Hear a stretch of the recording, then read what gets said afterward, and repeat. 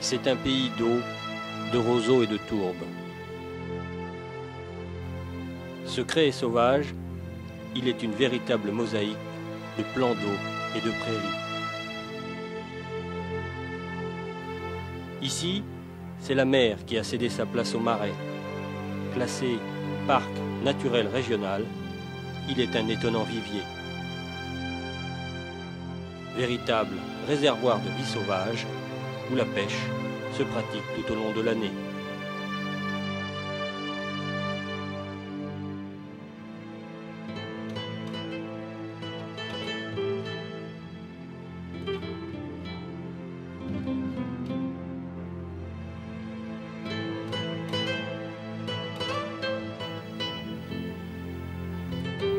Nous sommes ici à Fédrin, au cœur de la Brière. Donc, pour se situer, ici on a donc l'Espoir de la Loire, Saint-Nazaire, la Baule, les marais salants. Et ce qu'on a en vert là, ça c'est le marais. Donc là on a plus de 20 000 hectares de marais. Et sur ces 20 000 hectares, il y a 7 000 hectares de marais qui sont une indivision qui appartient aux Briérons. Ce qui fait que moi, je peux pêcher, aller pêcher, chasser, couper du roseau partout sur les 7 000 hectares. C'est mon droit. Et ça, c'est un droit ancestral. Comme vous voyez ici, c'est une propriété indivise des habitants qui, depuis 1461, y ont droit de package, tourbage, coupe de roseau, chasse, pêche. Et pour en revenir au marais, donc, ici, on n'a que de l'eau douce, contrairement au marais salant, et c'est alimenté que par la pluie. Donc, la pluie qui tombe ici, et on récupère toute l'eau des alentours. La Loire n'a aucune influence sur l'existence du marais? Absolument pas. Ici, c'est une cuvette, donc on récupère toute l'eau des environs. Le marais, c'est altitude zéro, on est au même niveau que la mer. Le marais communique avec l'estuaire de la Loire grâce à une écluse. En cas de forte pluie, on ouvre les portes, entraînant ainsi la diminution du niveau de l'eau à l'intérieur de la Brière.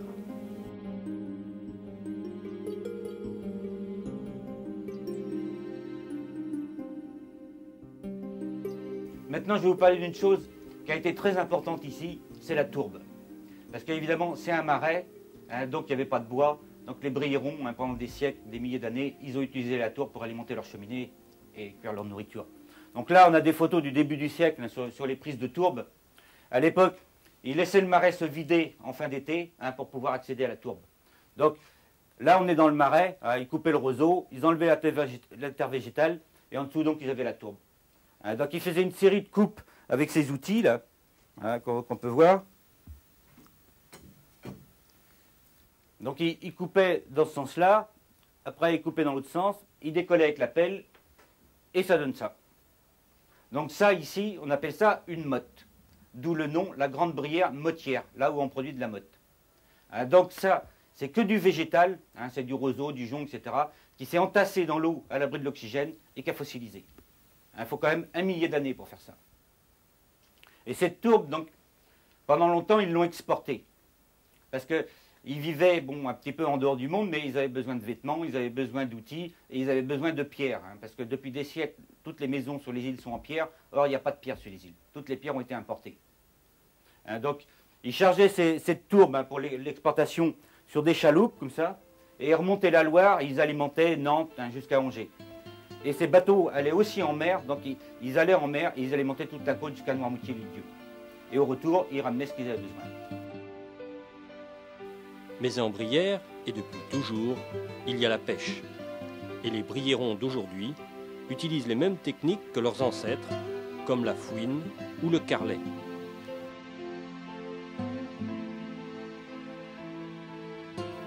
Le carlet est une simple nappe de filet posée à plat sur le fond et maintenue par des arceaux. Dans tout le type de pêche Brière, on reviendra toujours à l'anguille, que ce soit la faine, le carlet, la nasse, la boisselle.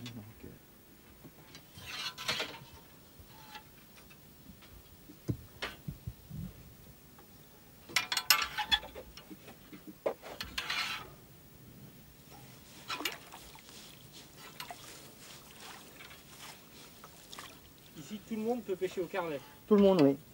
Alors, il y a des permis, hein, il y a le permis de carlet. Hein.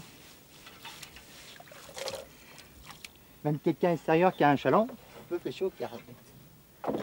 La Brière, à l'origine, c'est un ancien golfe.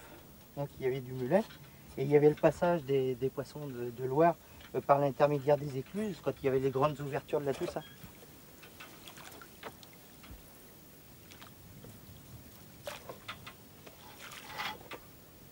Tes plus belles pêches au carlet? Pour moi, 100-200 anguilles. Et les plus petites pêches, une dizaine au carlet.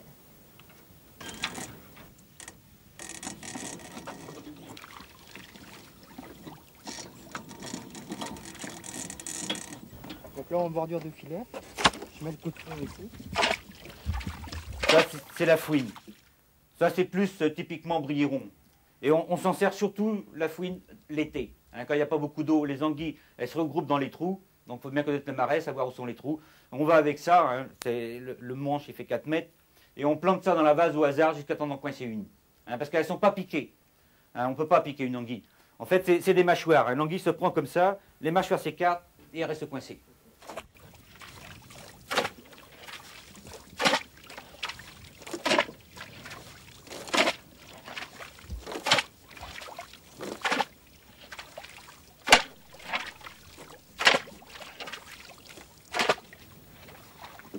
C'est pour attirer ou pour effrayer le poisson? Ça, c'est pour le dévaser un peu, pousser au filet, et hop, on relève d'un coup. Puis... Là, il y a moins de petits en surface, mais c'est celui du fond qui bouge, quoi. On a vu des fois avoir des carpes qui se dévasaient aussitôt au filet.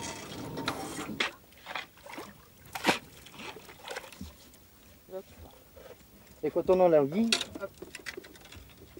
ça sort autrement. Donc elle n'est pas coincée par les dents, quoi? Non, bon, elle est juste prise. Et puis on écarte légèrement. Et moi je préfère la pousser avec les doigts. Qu'il y en a, bon, c'est le pied directement, quoi. Ouais, Donc moi je préfère la pousser comme ça, on l'esquinte moins. Bon, ça la serre un peu quand elle est bien prise sur la tête. Quand elle est prise plus sur le bas, c'est mieux.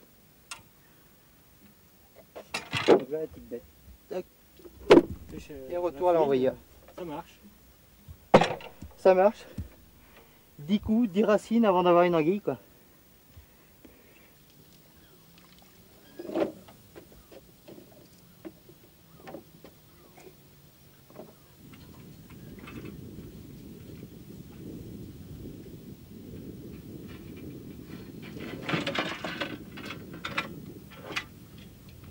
Et ici, donc, outre l'anguille, on pêche le carnassier.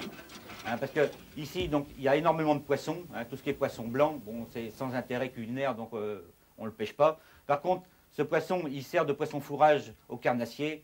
Et le carnassier, bien sûr, on le pêche. Hein, donc, brochet, cendre, black bass et perche commune. Black bass, c'est un peu une nouveauté? Oh non, le black, il a dû arriver dans les années 20-30 sans doute. Hein, comme le cendre, on dit qu'il est arrivé dans les années 20 aussi. Là, on a un exemplaire d'un brochet hein, qui a été pêché par mon voisin. Donc, il faisait quand même 98 de long, hein, etc. On a de belles bêtes. Hein. Et donc, le carnassier, ici, on le pêche au filet. Hein, parce que la pêche à la ligne n'existe pas ici, hein, par tradition. Parce que dans le temps, ils pêchaient pour se nourrir, donc avec des moyens rationnels. Alors que la pêche à la ligne, c'est une pêche de plaisir, de détente. Donc là, la pêche à la ligne n'existe pas ici. Les brillerons, ils pêchent tous au filet. Hein, soit avec des tramailles comme ça, ou des araignées, hein, des filets de 15 mètres, hein, des filets droits de 15 mètres. Ben, je tends le filet, là, le filet droit, c'est une araignée. Je tends pour prendre le poisson. On tend le filet comme ça, et l'autre on tend plus loin. Puis alors, ensuite, après, soit qu'on attend, ou alors qu'on tape devant pour chasser le poisson devant. Alors, ben, on peut avoir 5-6 filets, et comme on peut en avoir 10, il suffit d'avoir les permis. Ah, je sais pas, on pêche du gardon, de la brette, de la carpe. Vous savez, ça... Il y a de tout en Brière. Hein. Il y a juste mes fils qui pêchent à la ligne. Les autres, c'est des pêcheurs.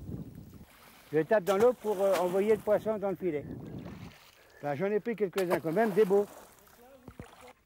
60, 70, tiens. J'en ai fait des beaux.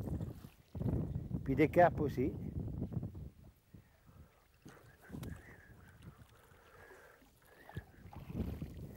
Des fois, on donne 10 coups de filet, on n'a rien, et puis le 11e coup de filet, il y en a 3-4 dedans. C'est ça la pêche.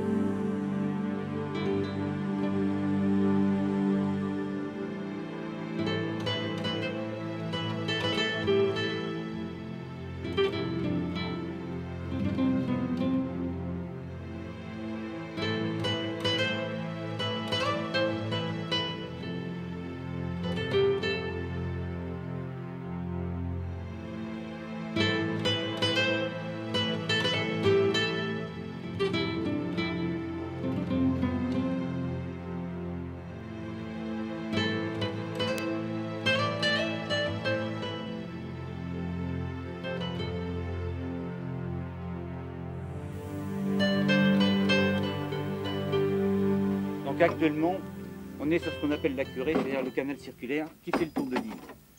Et à partir d'ici, on peut aller partout sur le marais, puisque tout communique. On peut aller sur toutes les îles, on peut aller absolument partout. Mais pour s'aventurer loin dans le marais, il vaut mieux connaître, parce que c'est un immense labyrinthe, avec 140 km de voies navigables. C'est vraiment immense. Et quand on est dans le marais, on est au bout du monde.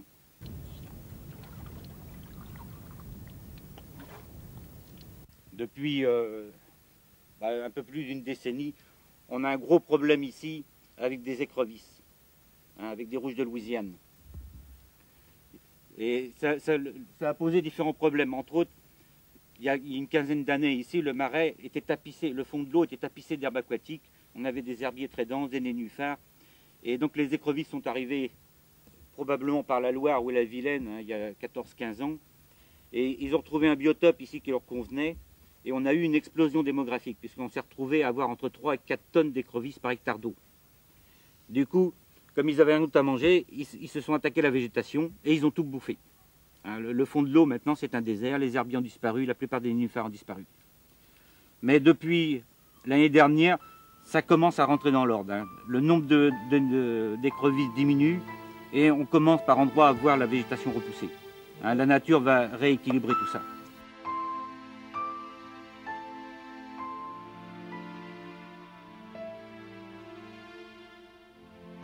Mais une autre espèce animale s'est introduite dans le marais, le ragondin.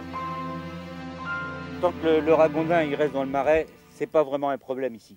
Puisque ici, il ne peut pas faire de galerie, puisqu'il n'y a pas de digue, il n'y a pas de monticule. S'il creuse, ça se remplit d'eau. Donc tant qu'il reste dans le marais, c'est pas un problème. Le seul problème, c'est l'hiver, quand l'eau est haute, qu'il n'a plus de sec, plus rien à manger. Il vient sur les îles, il rentre dans les jardins et il mange tout. Tout y passe. Mais personnellement, moi je leur fous une paire royale quand ils rentrent, parce que en fait, à partir de novembre-décembre, la pelouse elle pousse chez moi et je ne peux pas tondre, il pleut, c'est humide, donc je ne m'en occupe pas.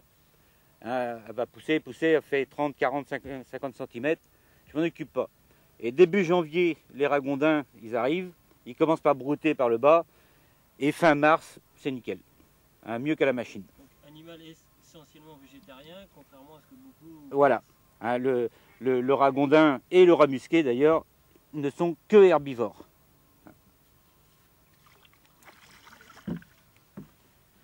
Et tous ceux qui en ont mangé disent que bon, la chair est excellente.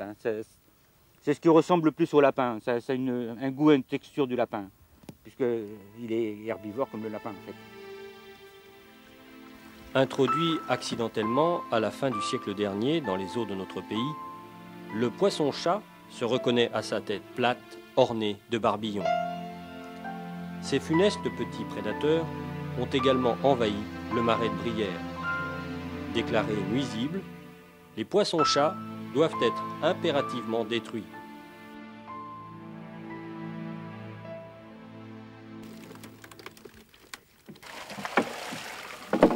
le poisson, il rentre par la gueule et il y a des goulets. Hein.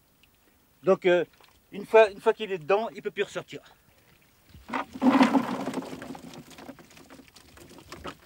Et là, bon, il y a surtout des poissons-chats. Un gros problème. Bien sûr. C'est un gros prédateur, hein, surtout. On dit des fois bon, que c'est un petit requin d'eau douce. Et surtout, il est extrêmement prolifique. Ah, vous voyez, il y en a énormément. Hein. Vous pouvez nous les remontrer? Voilà. Bon, ça, c'est un petit. Hein. Dans le temps, les brillérons les consommaient, hein, parce que la chair est excellente. Hein. C'est ce qui ressemble le plus à l'anguille.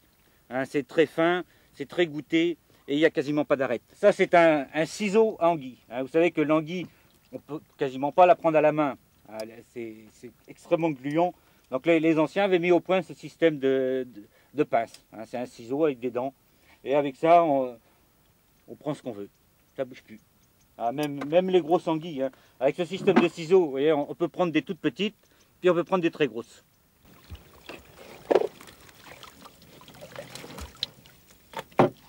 Alors là, la boisselle qui sert à pêcher l'anguille, tout le petit poisson en général. Donc voilà l'engin. Donc l'entrée, pêchons dedans. Alors moi je mets des pêchons au fil, plus le passage de l'anguille. Donc ça pêche tout le petit poisson autrement. Dedans on a de l'anguille, on a des petits poissons chats avec. Et à pâté? Non, on n'a pas de pas, c'est dans le passage du poisson. C'est-à-dire que là le meilleur passage du poisson c'est la nuit. Donc on relève l'engin de pêche tôt le matin.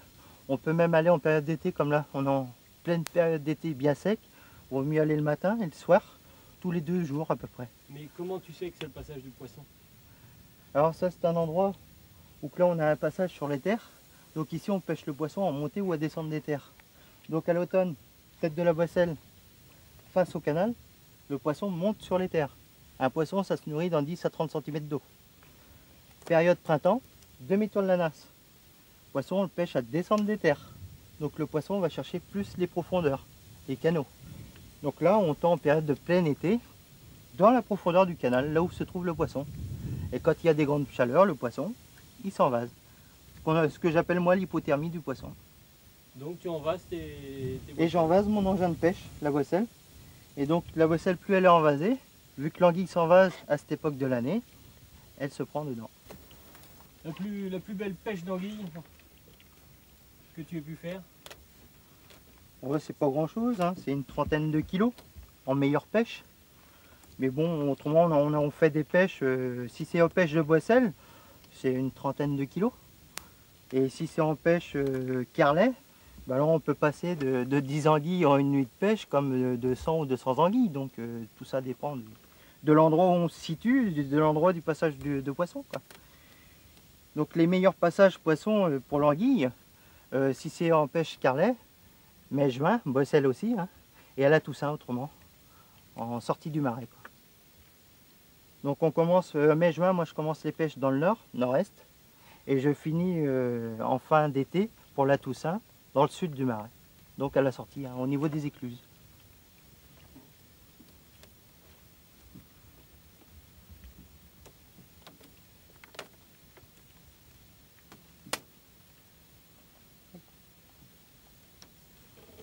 Et voilà.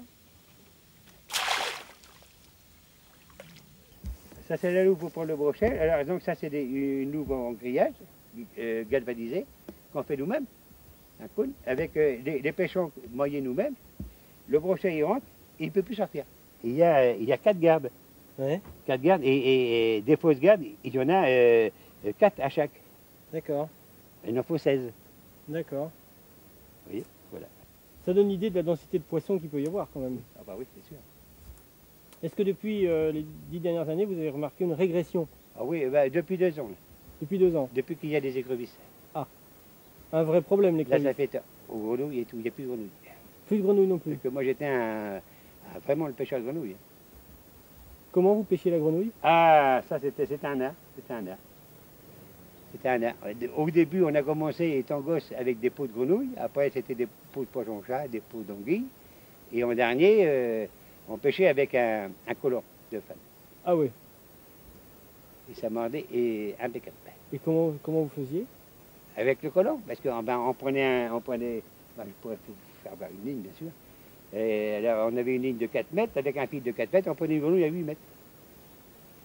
Et le colon comme c'est une matière en tissu, genre, pas plastique, mais je veux dire qui croche, Ouais. alors comme la grenouille elle a des petites dents, la grenouille mordait dessus le colon, et puis on l'amenait comme ça, alors je sais jamais. Et elle avait même peur, elle s'accrochait avec les pattes. Ah bon? On ratait jamais une grenouille. Et ça, le colon, c'était formidable. Mais plus de grenouilles, Plus de grenouilles depuis les écrevisses. faute aux écrevisses. De gros dégâts quand même la présence de l'écrevisse. Oui, bien sûr. Et puis le gars qui a mis ça en bruyère, il n'a jamais été condamné. C'est malheureux.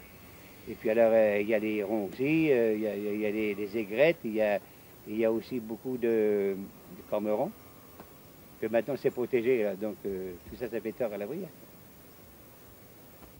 Aujourd'hui, 80% de la population de Brieronne, c'est l'industrie. Donc c'est un peu plus l'abandon du marais, quoi. Pourquoi ils ne montent pas des coopératives pour le stockage du roseau, stockage de la tourbe? On en fait du compost. Et ça y est, on met ça en sac et puis l'affaire est faite. Aujourd'hui, c'est draguer, faire des voies navigables. Là, on est d'accord, mais pas des voies navigables toutes blanches. Il faut qu'elles restent noires dans l'ensemble. Et donc, on maintiendrait l'écosystème comme il était maintenu. Le marais est menacé. Pour moi, oui. Ouais, ça dépend du point de vue de chacun. Et comment tu vois, toi, en tant que pêcheur ici, l'avenir, les solutions? Parce que visiblement, ça ne fonctionne pas. Non. Bah, les solutions, déjà, si on veut garder l'anguille dans le marais, donc déjà, il faut essayer de faire rentrer l'anguille dans le marais par l'intermédiaire des écluses, comme ça se faisait auparavant. Qui aujourd'hui, bon, bah, on a le marché de la civelle, qui est devenu un gros marché. J'appelle ça la civelle aujourd'hui. Pour moi, c'est devenu de l'or blanc. Et tout le monde va se battre pour l'appât du gain, quoi. Donc si on laisserait rentrer en bruyère à peu près une centaine de kilos de civelle par an, tout le monde pourrait subvenir à ses besoins comme il voudrait. Et puis bon, ça ferait l'équilibre du marais. L'anguille est à poisson pur.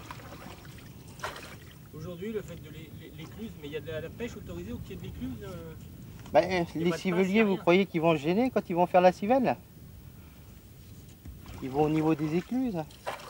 Il y a eu une époque, les écluses étaient barrées par les civeliers eux-mêmes pour faire le gain de la civelle, quoi.